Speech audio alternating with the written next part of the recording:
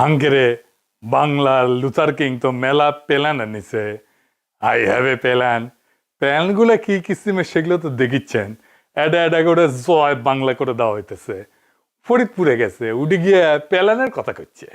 মানে ফরিদপুরের জন্য প্ল্যান আনিছে, শুনে নাকি?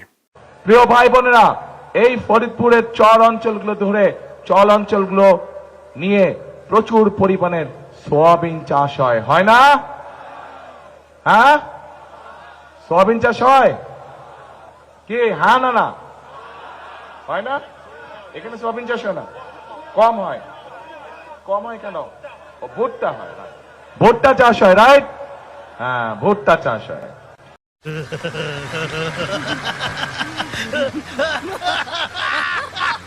শুনিছেন ফরিদপুরে কি চাষ হয় সেটাও জানে না, প্ল্যান আনিছে। আর ওই দেশ চালাবি, দেশের প্রাইম মিনিস্টার হবি। তো ফরিদপুরে বিএনপির তারেক রহমানের জনসভায় 5 জেলা থেকে লোক আনিছিল, বিভাগীয় সমাবেশ। কিন্তু দেখেন কি অবস্থা, লোকজন নাই, কোনো ইন্টারেস্টও নাই লোকজনের। বক্তৃতা দিচ্ছে বাংলার লুথার কিং, কিন্তু কি করছে শুনিচ্ছেও না। শুনেন। তারা বিকাশ সম্পদ চাইছে, তারা এলাকার চাইছে। দেখেছেন না আপনারা? দেখেছেন এই সংবাদ? ওকে, এখন কেন চাইছে? তারা বাংলাদেশের মানুষের সাথে নৈতিক আচরণ করছে। অথচ আমরা দেখি অন্যদিকে তারা বলে সব মানুষের শাসন দিবে। আরে ভাই, আপনার কাজ চাইতে আপনি শুরু করছেন অনৈতিক বিষয় দিয়ে। যেখানে আপনি নিজেই অনৈতিক বিষয় দিয়ে কাজ শুরু করছেন, সেখানে আপনি কি করে আশা করেন, জনগণ কি করে আশা করবেন যে আপনারা মানুষের শাসন দেবেন? দেখেছেন এদিকে তারেক বসন্ত, মানে জল বসন্ত না গুটি বসন্ত। আমার চান্দির চুল জিনকে পাতলা হচ্ছে, সিনকে দেখি লোকজন নাই হয়ে যাচ্ছে পিছের থেকে। এটাই আসলে বাংলার লুথার কিং এর আসল পলিটিক্যাল শক্তি, বুঝেছাও? তাও আনিছে টাকা দিয়ে ভাড়া করিয়া। মিটিং এর পরে নিজেদের মধ্যে মাইরপিট, টাকার ভাগ নিয়েই মনে হয়। দেখেন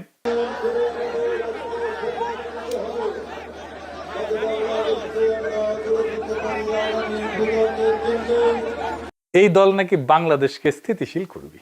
বাংলাদেশের সাম্প্রতিক সহিংসতার 92% সাথে যুক্ত বিএনপি। টিআইবির গবেষণা আসছে।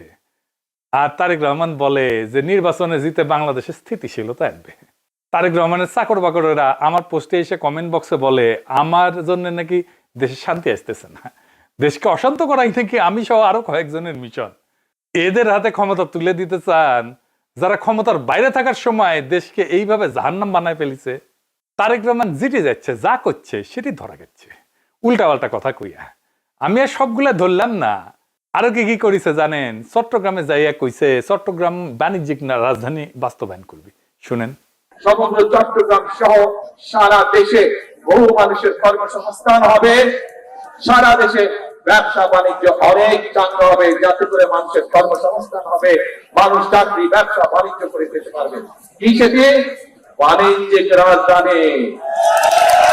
2003 সালে চট্টগ্রামকে বাণিজ্যিক রাজধানী স্বীকৃতি দেওয়া হয় এবং 2017 সালে চট্টগ্রামকে বাংলাদেশের বাণিজ্যিক রাজধানী ঘোষণা করা হয়। মানে খালেদা জিয়া এইটাকে বাণিজ্যিক রাজধানী স্বীকৃতি দিছিল, আর হাসিনা বাণিজ্যিক রাজধানী ঘোষণা দিছিল। কুমিল্লার জিয়া কইছে যে কুমিল্লাতে ইপিজেড করা হবে আস্তে আস্তে। শুনেন।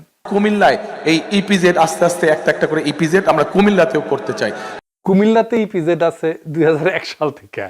তারপরে রংপুরে যায় কইছে তিস্তা ব্যারেজের স্বপ্ন, সেখানে নাকি তারা হাত দেবে আর কি। তিস্তা ব্যারেজ প্রকল্পের কাজ ইনশাল্লাহ 12 তারিখে নির্বাচনের পরে 13 তারিখে বিএনপি ইনশাল্লাহ সরকার গঠন করলে এই এলাকার মানুষের জন্য যে তিস্তা ব্যারেজের স্বপ্ন, আমরা সেটি পূরণের কাজে যথাসম্ভব দ্রুত হাত দিব ইনশাল্লাহ। তিস্তা ব্যারেজ উনার বাবা জিয়া 1979 সালে ভিত্তিপ্রস্তর স্থাপন করে, এরশাদ উদ্বোধন করে। সেটা তারেক রহমান আবার বানাবে তিস্তা ব্যারেজ। মির্জা ফখরুল কইছে জামাতে ইসলামী দেশ থেকে পিছায় নিয়ে যাইতে চায়। জামাতে ইসলাম এই দেশটাকে আফগানিস্তানে পরিণত করতে চায়, পিছন দিকে নিয়ে যেতে চায়। জামাতে ইসলাম একটা দল, যে দলটা আমাদেরকে সামনের দিকে যেতে বাধা দেয়। বন্ধুগণ, আমরা পিছনে যেতে চাই না। তারেক রহমান তো নিজেই পিছায় নিয়ে যেতে চায় দেশকে। সে 1979 সালে নিয়ে যেতে চায়, যখন তিস্তা ব্যারেজ হয় নাই, যখন চট্টগ্রাম বাণিজ্যিক রাজধানী হয় নাই, কুমিল্লায় ইপিজেড হয় নাই। তো এই তারেক রহমান বাংলাদেশের পিএম হবি? এগুলো তো পেলার নাই, এগুলো হলো মূলা। এর মধ্যে কিছু মূলা আগেই পৌঁছে গেছে। তারেক রহমানের আসলে কোনো প্ল্যান নাই, আছে উর্বর মূলা ক্ষেত। সেই ক্ষেত চাষ করে তারেক রহমানের চাকর বাকরেরা, সার দেয় বিএনপির নয়া ভাতার ভারত। হাসিনার আওয়ামী লীগ যেমন কইছিল যে নির্বাচনে জিতলে 10 টাকার চাল খাওয়াবে, আর বিএনপি বলে নির্বাচনে জিতলে 2,500 টাকার বাজারের পয়সা দিবে। দেখেন কত হাস্যকর এই প্ল্যান। বিএনপি যদি ক্ষমতা দেয়, আমরা একটা ফ্যামিলি কার্ড দিব। এই ফ্যামিলি কার্ডের মধ্যে আমরা কি দেব? প্রতি মাসে আমরা 2,500 টাকার দ্রব্যমূল্য জিনিস ফেরত, নিত্য প্রয়োজনীয় জিনিস আপনার এটা দরকার।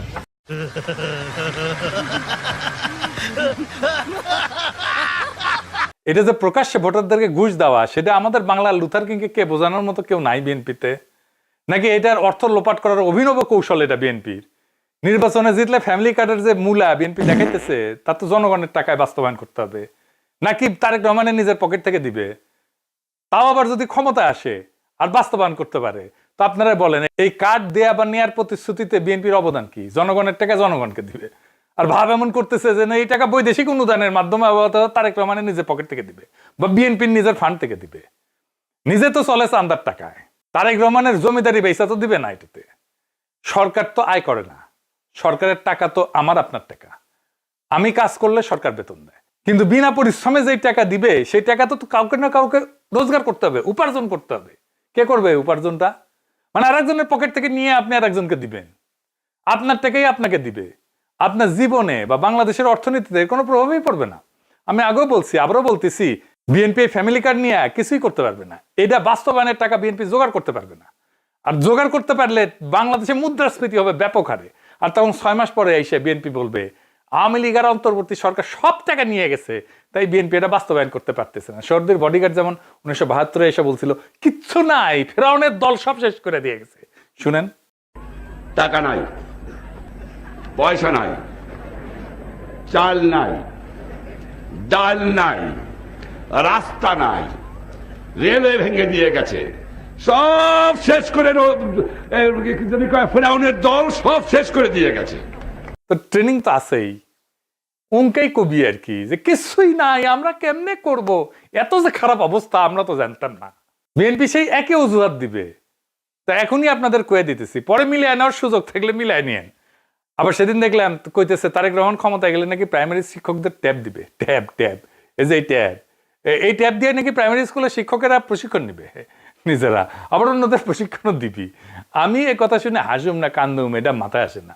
আমরা একটি নতুন বিষয় ইন্ট্রোডিউস করতে চাচ্ছি, সেটি হচ্ছে ওয়ান টিচার ওয়ান ট্যাব।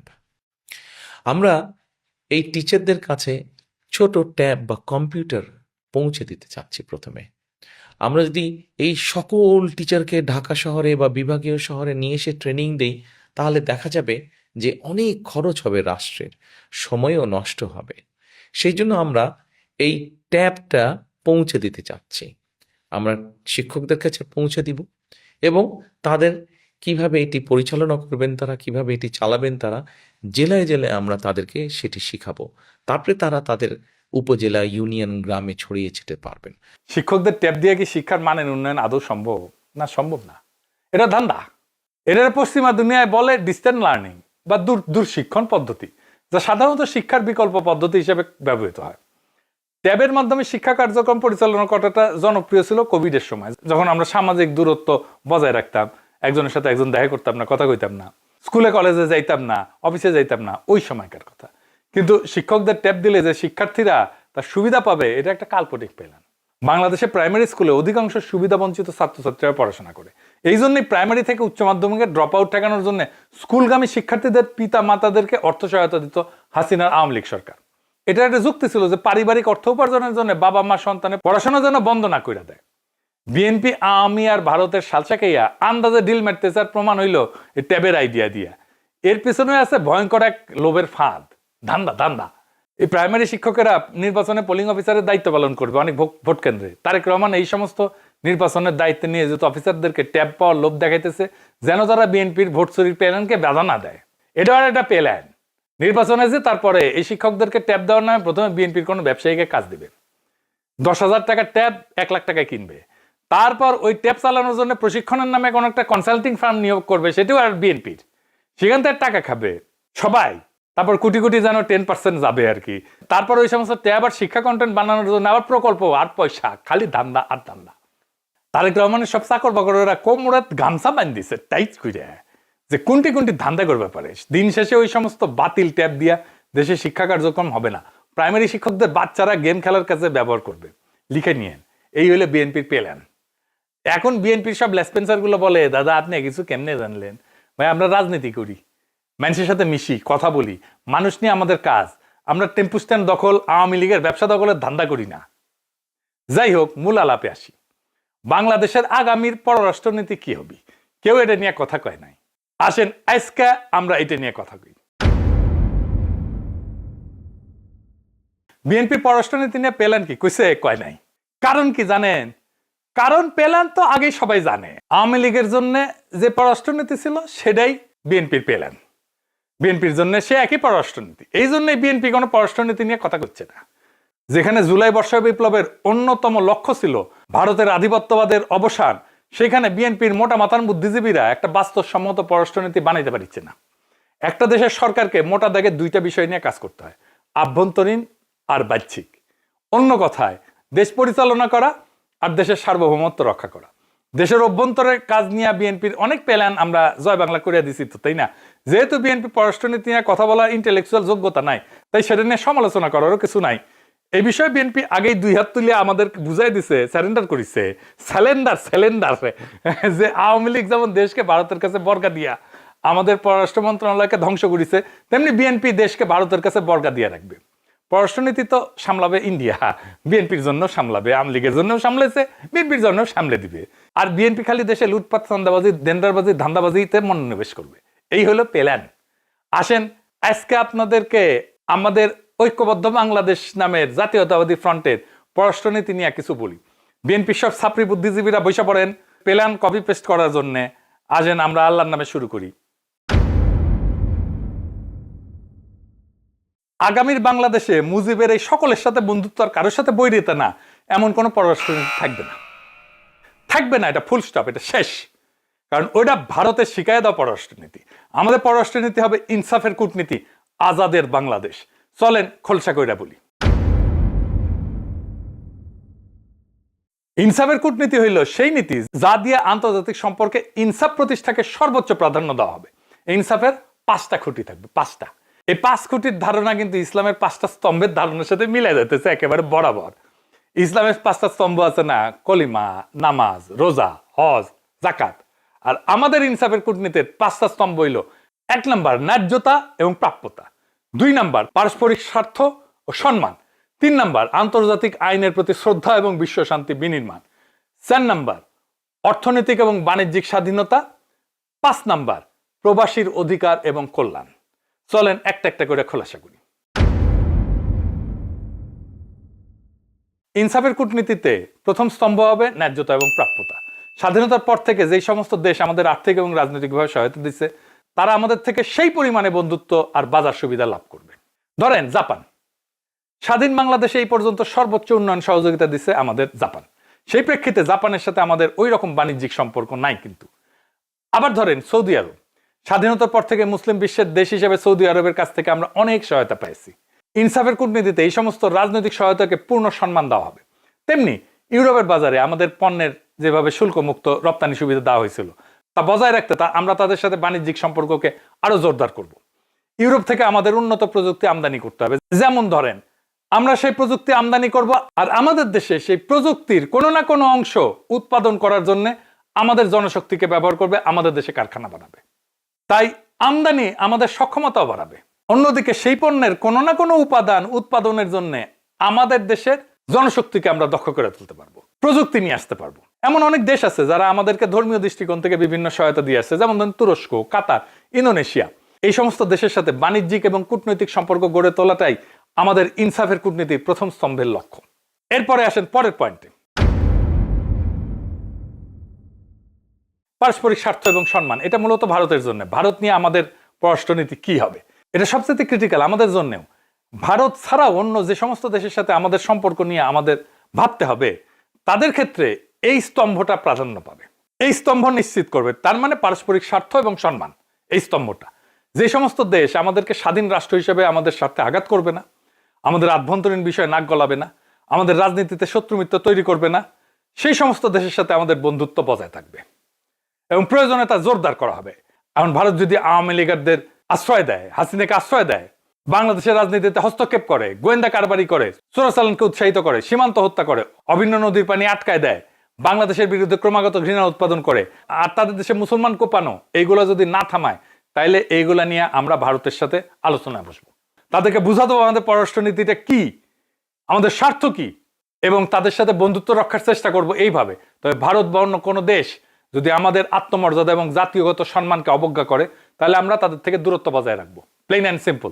শুধু তাই না, দেশের স্বার্থের বিপক্ষে অতীতের যে কোনো সরকারের করে দেওয়া সকল অসম চুক্তিকে পুনর্বিবেচনা করে তার ন্যায্যতা এবং প্রাপ্যতার ভিত্তিতে পুনর্নির্ধারণ করা হবে।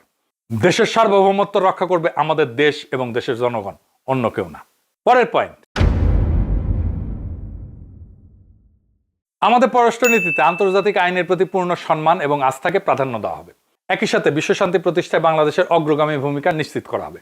আন্তর্জাতিক আইনের যে সমস্ত বিষয়ে বাংলাদেশ প্রতিশ্রুতিবদ্ধ তা নিষ্ঠার সাথে পালন করা হবে। জাতিসংঘ ব্যবস্থার মাধ্যমে সকল আন্তর্জাতিক সমস্যার যৌক্তিক সমাধান নিশ্চিত করা হবে। রোহিঙ্গা সমস্যা সমাধানে আন্তর্জাতিক আইনের ব্যবহার করবে বাংলাদেশ। একই সাথে যারা এই প্রচারণা করছে যে আমাদের জোট ক্ষমতা আসলে নারীর অধিকার বিনষ্ট হবে, তাদেরকে বলি যেন তারা ভালো কইরা আন্তর্জাতিক আইনে নারী ক্ষমতায়ন এবং অধিকার নিশ্চিতে বাংলাদেশ কি কি প্রতিশ্রুতি করছে জাতিসংঘে তা একটু পড়ে দেখে। মূর্খ দ্বারা তো কিছু পড়ে না। আমাদের জোট নির্বাচিত হলে কোনো প্রতিশ্রুতির বরখেলাপ করা হবে না, বরং নারীর পূর্ণ সামাজিক সম্মান এবং অর্থনৈতিক স্বনির্ভরতা নিশ্চিতে অন্যান্য প্রয়োজনীয় আন্তর্জাতিক কনভেনশনে বাংলাদেশ যুক্ত হবে। পাশাপাশি বিশ্বশান্তি প্রতিষ্ঠায় হবে আগামীর বাংলাদেশের পররাষ্ট্রনীতির মাপকাঠি। জাতিসংঘের শান্তি রক্ষা মিশনে বাংলাদেশের সর্বোচ্চ অংশীদারিত্ব নিশ্চিতে কূটনৈতিক পদক্ষেপ গ্রহণ করা হবে, যেন আমাদের সশস্ত্র বাহিনী বিশ্ব দরবারে শান্তি রক্ষার আইকন হয়ে উঠতে পারে। আইন শৃঙ্খলা বাহিনীকে আন্তর্জাতিক স্ট্যান্ডার্ড অনুযায়ী প্রশিক্ষণ দেওয়া হবে, যেন তারা আন্তর্জাতিক মানদণ্ড অনুযায়ী আইন শৃঙ্খলা কার্যক্রম পরিচালনা করতে পারে। অতীতের মতো আইন শৃঙ্খলা বাহিনী যেন দলীয় বাহিনীতে পরিণত না হয়, সেই ব্যবস্থা করা হবে। আমাদের সশস্ত্র বাহিনীর বন্দুক যেন 24-এর মতো আমাদের দিকে গুলি না ছুটতে পারে তা নিশ্চিত করা হবে। অর্থনৈতিক এবং বাণিজ্যিক স্বাধীনতা, এইটার মানে হইল আমাদের জোট ক্ষমতা আসবে তো অবশ্যই ইনশাল্লাহ, বাংলাদেশ হবে একটা উন্মুক্ত এবং প্রতিযোগিতামূলক বাজার। বাংলাদেশের বাজার সকল দেশের জন্য খুলে দেওয়া হবে।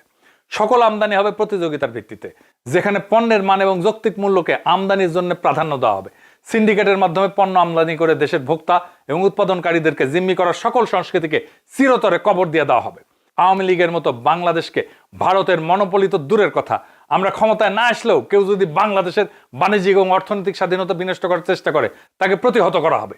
চাল, ডাল, অন্যান্য কাঁচামাল সহ আমদানি ভিত্তিক সকল পণ্যের মান নিশ্চিত করে যেই দেশ কম দামে দিবে তার থেকে আমদানি করা হবে, কাউকে আলাদা সুবিধা দেওয়া হবে না। দেখেন কি সুন্দর আমাদের পররাষ্ট্রনীতি। প্রত্যেকটা স্তম্ভ আরেকটার সাথে কিভাবে সম্পর্কিত। একটা দালান যেমন সকল পিলারের সমন্বিত শক্তিতে দাঁড়ায় থাকে, তেমনি আমাদের ঐক্যবদ্ধ বাংলাদেশ জোটের পররাষ্ট্রনীতি তার 5টা স্তম্ভের মাধ্যমে কাঁধে কাঁধ রেখে দেশের সার্বভৌমত্বকে রক্ষা করে যাবে। এবার চলেন আমাদের সকল স্তম্ভের মধ্যমণি নিয়ে আলোচনা করি। প্রবাসীদের অধিকার এবং সুরক্ষা নিয়ে আমাদের লুথার কিং এর কোনো প্ল্যান নাই, আছে মহা হেডমেলা ভয়ান। প্রবাসীদের নিয়ে নাকি তার চিন্তার শেষ নাই। তিনি নাকি এত বছর প্রবাসী থেকে তাদের সব সমস্যার কথা জানেন এবং বুঝেন। ওরে বাবার রে, সর্বজ্ঞ আর কি, ওইটা নাকি তিনি দেখবেন। আপনারা বলেন আজ পর্যন্ত কোনোদিন কারো মুখে শুনেছেন আপনারা যে প্রবাসীদের নিয়ে বিএনপির কোনো প্ল্যান বা কিছু আছে? নাই। কারণ তারা প্রবাসে থাকছে আর কমিটি বাণিজ্য করেছে আর বৈশা বৈশা টাকা কামাইছে। যখন ছাত্রছাত্রীরা হাসিনাকে খেদাইছে, তারপর সবাই টুপ করে দেশে ফিরে আসছে, হাসিনার মতো চট করে ঢুকে গেছে আর ক্ষমতা বসার স্বপ্ন দেখতেছে। কি আর কমো, বিএনপির কাছে প্রবাসী মানে হইল টাকা আয়ের মেশিন। বিএনপি বিদেশ ফেরত কয়জন নেতা দেখাইতে পারবেন প্রমাণ সহ যে তাদের বিদেশে অবস্থানকালীন সময়ে তিনারা রেমিটেন্স পাঠাইছেন বাংলাদেশে? পারবেন না, চ্যালেঞ্জ দিলাম। তাহলে তারা চলছেন কেমনে, খাইছেন কি? হয় তারা দেশ থেকে রেমিটেন্স নিছেন, অথবা বিদেশে কমিটি বাণিজ্য করে ধান্দা করছেন। আওয়ামী লীগ তো বিদেশে টাকা নিয়ে গেছে, আপনারা তো 1/11-এর সময় ধরা খাইয়া যৌথ বাহিনীর হাতে ডলা খাইছেন। আপনাদের 17 বছর আপনারা শুধু প্রবাসীদের থেকে লুটপাট করে রেখেছেন, এটা সবাই জানে। তাই এখন প্রবাসীদের জন্য কি করবেন তা আপনাদের মাথায় আসে না। আপনাকে অবৈধ অভিবাসন ঠেকাইতে পারবেন না, কারণ আপনাদের দলের লোকেরাই আদম পাচারের সাথে যুক্ত, এখনো আছে, পরেও থাকবে। আপনারা কি ইউরোপ প্রবাসীদের প্রত্যাবাসন ঠেকাইতে পারবেন না, কারণ আপনাদের এটাই জানা নাই যে ইউরোপের প্রবাসীদের ফেরত পাঠানোর জন্য হাসিনা যে সমস্ত চুক্তি করে গেছিল তা কিভাবে শিথিল করা যায়। কি ভাবিছেন কয়া দেব কমু না? এইখানেই আমাদের কারিশমা কাপুর। আরে না এডিটর সাহেব, এই কারিশমা কাপুর না, কারিশমা। যাই হোক, এই আমাদের কারিশমা দেশের মানুষ দেখবে। সব কইলে তো আবার আপনাদের বুদ্ধিজীবী ভালসুন গুলা প্ল্যান কপি করতে লেগে যাবে। আপনারা কি প্রবাসীদের সমস্যা সম্পর্কে জানেন কি পরিমাণে প্রবাসী পাসপোর্ট নিয়ে সমস্যা ভুগতেছে? জানেন জাতীয় পরিচয়পত্র না থাকার জন্য কিভাবে প্রবাসীদের সম্পদ দেশে লুটপাট হইতেছে? জানেন, কিন্তু কিছু করবেন না, কারণ এইগুলা বন্ধের ঘোষণা দিলে তো আপনাদের প্রবাসী লোকেরা কি লুটপাট করবে আর কি খাবে। পারলে ঘোষণা দেন কোনো অবৈধ অভিবাসন হবে না, কোনো প্রবাসী বিচারবিহীন প্রত্যাবর্ষিত হবে না, কোনো প্রবাসীর দেশের সম্পদ বেদখল হবে না। দেখি কত হ্যাডম আপনাদের, আর কত বোঝেন আপনারা প্রবাসীদের সমস্যা। আমাদের জোট ক্ষমতা আসলে প্রবাসীদের সমস্যা সমাধানে একটা 360 ডিগ্রি সমাধান করা হবে, মানে চারিদিক থেকে সমাধান করা হবে। অবৈধভাবে প্রবাসীরা বিদেশে না গেলে তাদের জোর করে ফেরত পাঠানোর কিছু নাই। আর দূতাবাসগুলোতে লোকবল বৃদ্ধি করলে প্রবাসীদের সকল নাগরিক সুবিধা দেওয়া সম্ভব, আমরা সেই কাজ করব। তখন জাতীয় পরিচয়পত্র না থাকায় কোনো প্রবাসী স্থাবর সম্পদ বেদখল হওয়ার সম্ভাবনা থাকবে না, কমে যাবে। সাথে সঠিক আইনের প্রয়োগ আর প্রবাসী কল্যাণ নীতিমালাকে বাস্তবসম্মতভাবে ঢেলে সাজাইলে এই সমস্যা অনেক কমে যাবে এবং 4-5 বছরে তা একেবারে শূন্যের কোঠায় নেমে আসবে। তবে এই জন্যে কিছু প্রশাসনিক সংস্কার করতে হবে আমাদেরকে। পররাষ্ট্র মন্ত্রণালয়কে ঢেলে সাজাইতে হবে, সাথে অন্যান্য কিছু মন্ত্রণালয়ের সাথে কাজের সমন্বয় নিশ্চিত করতে হবে। আসেন দেখি সেইগুলা কি কি। যে 5টা স্তম্ভের কথা বলা হয়েছে না, তা বাস্তবায়নের কেন্দ্রে থাকবে পররাষ্ট্র মন্ত্রণালয়। অন্যান্য সম্পর্কিত মন্ত্রণালয়গুলা পররাষ্ট্র মন্ত্রণালয়ের নেতৃত্বে কাজগুলো বাস্তবায়ন করবে। আমাদের জোট ক্ষমতায় আসলে বৈদেশিক কর্মসংস্থান মন্ত্রণালয়, বাণিজ্য মন্ত্রণালয় এবং অর্থনৈতিক সম্পর্ক বিভাগের যে সমস্ত কাজে বিদেশের সাথে যোগাযোগ আবশ্যক, সেই সমস্ত কাজে পররাষ্ট্র মন্ত্রণালয়ের নেতৃত্বে সমন্বয় কমিটির মাধ্যমে সম্পাদন করা হবে। এই সমন্বয় কমিটির দায়িত্বে থাকবে সংসদীয় স্থায়ী কমিটি এবং সিভিল সোসাইটির সদস্যবৃন্দ, যারা ব্যুরোক্রেসিকে জনবদ্ধ পরামর্শ দেবে এবং আন্তঃ মন্ত্রণালয় সম্পর্ক নিশ্চিত করবে। আমাদের সার্বভৌমত্ব নির্ভর করে 2টা মন্ত্রণালয়ের উপরে, প্রতিরক্ষা আর পররাষ্ট্র। আমাদের সৈনিক আর ডিপ্লোম্যাটরা একই ধরনের কাজ করে, একদল করে অস্ত্র ছাড়া, আরেক দল করে অস্ত্র নিয়া। ইন্ডিয়া এই 2 প্রতিষ্ঠানে মাজা ভেঙে দিছে। আমরা জানি আর্মিকে কিভাবে বিডিআর বিদ্রোহ দিয়ে ধ্বংস করেছে, কিন্তু পররাষ্ট্র মন্ত্রণালয় কেমনে ধ্বংস করেছে সেটা আমরা জানি না। ভারতের নীল নকশায় সেনাবাহিনীর মতো যেভাবে পররাষ্ট্র মন্ত্রণালয়কে ক্রমেই একটা দুর্বল মন্ত্রণালয়ে পরিণত করা হয়েছে, সে অচল অবস্থা দূর করা হবে। আমাদের জোট ক্ষমতায় আসলে পররাষ্ট্র মন্ত্রণালয়ের জনবল আগামী 2 বছরে বর্তমানে 400 থেকে 600-তে উন্নত করা হবে, যা আগামী 10 বছরে 1000-এ উন্নত করা হবে। আমাদের মোট ডিপ্লোমেট কত জানেন? 18 কোটি জনবলের দেশে। এই যে 400 কইলাম না, 400 কূটনীতিক, এটা ভাবা যায়। 2 কোটি প্রবাসীর বিপরীতে মাত্র 200 জন কূটনীতিক বিদেশে কাজ করে, এটা অবাস্তব। তাই এই জনবল বৃদ্ধির কোনো বিকল্প নাই। আমাদের জোট ক্ষমতায় আসলে কূটনৈতিক পেশাদারিত্বকে সর্বোচ্চ প্রাধান্য দেওয়া হবে এবং যোগ্যতার ভিত্তিতে নিয়োগ এবং পদায়ন নিশ্চিত করা হবে। অযোগ্য কূটনীতিক নিয়োগ দেওয়া হলে দেশের সার্বভৌমত্ব বিপন্ন হয়। এই চিন্তাকে মাথায় রেখে বিদেশের দূতাবাসগুলোতে 80% পেশাদার কূটনীতিক এবং 20% অন্যান্য পেশা থেকে নিয়োজিত কর্মকর্তা দিয়ে পরিচালনা করা হবে। এখন নাকি দূতাবাসে এক অফিসার পররাষ্ট্র মন্ত্রণালয়ে রিপোর্ট করে, একজন করে বাণিজ্য মন্ত্রণালয়, একজন করে প্রবাসী কল্যাণ মন্ত্রণালয়, আবার একজন করে প্রতিরক্ষা মন্ত্রণালয়। এরা আবার যার জন্য বাজেট বরাদ্দ নিয়ে আসে, বাজেট বরাদ্দ করে, আবার সেই বাজেটে পরিচালনা করে তারা। আবার বিদেশের দূতাবাস চালায় পররাষ্ট্র মন্ত্রণালয়, বাজেট দেয় অর্থ মন্ত্রণালয়। এটা কোনো সিস্টেম? কার মারে ধুলায় অন্ধকার, এমন একটা অবস্থা করে রাখছে যেন কেউ কাজ করতে না পারে। একটা দেশের দূতাবাসে কেন অন্য মন্ত্রণালয়ের বাজেট থাকবে? কেন এত জায়গায় রিপোর্ট করতে হবে? বাংলা একটা প্রবাদ আছে না, অধিক সন্ন্যাসীতে গাজন নষ্ট। এইভাবে আমাদের দূতাবাসগুলোকে নষ্ট করা হয়েছে। এই অচল অবস্থা দূর করা হবে। দূতাবাসে একটাই প্রশাসন থাকবে, একটাই বাজেট থাকবে। সকল অফিসারের পদায়ন এবং নিয়োগ দেবে পররাষ্ট্র মন্ত্রণালয়, নিয়োগের সুপারিশ করবে অন্য মন্ত্রণালয়। এই সুপারিশপ্রাপ্ত অফিসাররা দূতাবাসে কাজের জন্য বাধ্যতামূলক 3 মাসের কূটনৈতিক প্রশিক্ষণ পাবে। এই প্রশিক্ষণে পাস দিলেই পদায়ন করা হবে পররাষ্ট্র মন্ত্রণালয়ের মাধ্যমে। এইভাবে ঐক্যবদ্ধ বাংলাদেশ জোট ক্ষমতায় আসলে আমরা দক্ষ জনবল দিয়ে বিদেশের দূতাবাসগুলোকে দক্ষ করে তুলব। আমাদের দূতাবাস পরিচালনার স্লোগান হবে, আমার দেশ, আমার দূতাবাস, আমরাই বাংলাদেশ। যারা দূতাবাসে গোষ্ঠী স্বার্থের প্রতিষ্ঠা করতে চাইবে, ওরাই স্বৈরাচার, ওরাই দোসর, ওরাই স্বাধীনতা বিরোধী, ওরাই বিপ্লব বিরোধী। আর কি কি করা হবে? ঐক্যবদ্ধ বাংলাদেশ ক্ষমতা আসলে এই 5 স্তম্ভের ভিত্তিতে আগামী 2 বছরে দেশের দূতাবাসের সংখ্যা 82 থেকে 100-র উপরে নিয়ে যাওয়া হবে। কমপক্ষে 100টা করা তো হবেই। নতুন দূতাবাস উদ্বোধনের ক্ষেত্রে প্রবাসী সংখ্যা, ভূরাজনৈতিক গুরুত্ব, অর্থনৈতিক সম্পর্ককে গুরুত্ব দেওয়া হবে। যেমন ধরেন নরওয়ে আর ফিনল্যান্ড আমাদের উন্নয়ন সহযোগী দেশ, এই দেশগুলোতে অনেক দক্ষ প্রবাসী কাজ করে, কিন্তু এই দেশের সেবা নিতে যাইতে হয় সুইডেন, সত্যি অমানবিক, এত দূর যাইতে হয়। আবার ধরেন হাঙ্গেরি, আলবেনিয়া, বসনিয়া, এরা পূর্ব ইউরোপের ভূরাজনীতিতে গুরুত্বপূর্ণ দেশ, এই সমস্ত দেশের দূতাবাস খোলা হবে। মধ্য এশিয়া বাংলাদেশের একমাত্র দূতাবাস হচ্ছে উজবেকিস্তানে। আগামী বিশ্ব রাজনীতিতে মধ্য এশিয়ার গুরুত্ব বিবেচনায় আজারবাইজান, কাজাখস্তান দূতাবাস খোলা হবে। এরা মুসলিম দেশ এবং অর্থনৈতিকভাবে শক্তিশালী। বাল্টিক দেশ আছে যেমন এস্তোনিয়া, লাতাভিয়া, লিথুনিয়া, এর যে কোনো একটা দেশে দূতাবাস খোলা হবে। মধ্য আমেরিকার জন্য বাণিজ্যিকভাবে গুরুত্বপূর্ণ দেশ হচ্ছে পানামা, এবং রাজনৈতিকভাবে গুরুত্বপূর্ণ দেশ কিউবাতে দূতাবাস খোলা হবে। কিউবা কিন্তু খুব চমৎকার ডেস্টিনেশন, এমনকি হেলথ ট্যুরিজমের জন্য। আর তো কমিউনিস্ট দেশ তো বটেই, কমিউনিস্ট কান্ট্রি, উড়ি তো খোলাই লাগবে। উড়ি দরকার হলে 2টা দূতাবাস খোলা হবে। পাশাপাশি দক্ষিণ আমেরিকা বাণিজ্য সম্প্রসারণের জন্য আর্জেন্টিনা, পেরু, চিলি, কলম্বিয়াতে দূতাবাস খোলার উদ্যোগ নেওয়া হবে। আর আফ্রিকাতে যে সমস্ত দেশে বাংলাদেশের শান্তি রক্ষা মিশন পরিচালনা করতেছে সে সমস্ত দেশে প্রাধান্য দিয়ে দূতাবাস খোলা হবে, যেমন ধরেন লাইবেরিয়া, মধ্য আফ্রিকান রিপাবলিক, কঙ্গো ইত্যাদি। এর পাশাপাশি অর্থনৈতিকভাবে গুরুত্বপূর্ণ যেমন Angola, Ghana, Senegal, Uganda, Namibia, Tanzania, মাদাগাস্কারে দূতাবাস খোলা উচিত আমি মনে করি। দক্ষিণ সুদান, এইখানে কৃষিভিত্তিক পণ্যের একটা বিশাল সম্ভাবনা আছে, এইখানে দূতাবাস খোলার কথা বিবেচনা করা যেতে পারে। তবে ইন্ডিয়াতে এখন যে 5টা দূতাবাস আছে জানেন, এখানে এইটা রাখা দরকার কিনা এটা আমাদের বিবেচনা করতে হবে। ভারতে 5টা দূতাবাস রাখার কোনো কারণ নাই, একটা দিল্লিতে আর একটা কলকাতাতে থাকবে, ব্যাস। এইবার আমার ক্ষুদ্র ভাতার ভগিনীরা মনে হয় খুশি হয়েছে।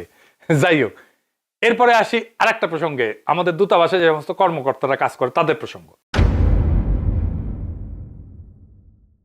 বিদেশে কর্মরত সকল কূটনীতিকের বেতন ভাতা প্রতিবার বেতন স্কেল নির্ধারণের সাথে সাথে পুনর্নির্ধারণ করা হবে। দূতাবাস কর্মকর্তাদের বেতন এবং অন্যান্য সুযোগ সুবিধা জাতিসংঘের যে বেতন কাঠামো এই অনুযায়ী নির্ধারণ করা হবে।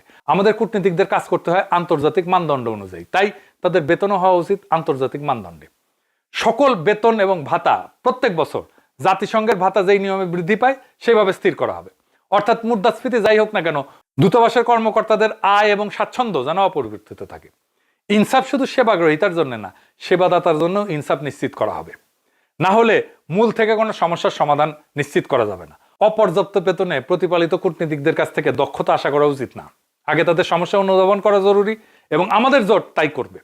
সবশেষে আমাদের আন্তর্জাতিক বন্ধুদের জন্য একটাই বার্তা, আমাদের একটাই প্রতিশ্রুতি, আমরা ইনসাফের কূটনীতি উপহার দেব আমাদের বিদেশের বন্ধুদের, আর দেশের মানুষদেরকে উপহার দেব আজাদির বাংলাদেশ, যেখানে দেশ এবং প্রবাসের সকল বাংলাদেশি মাথা উঁচু করে জীবিকা নির্বাহ করবে আর গর্ব ভরে অন্যকে নিজের পরিচয় দিয়ে বলবে, আমি বাংলাদেশি, আমরাই বাংলাদেশ। ইনকিলাব জিন্দাবাদ।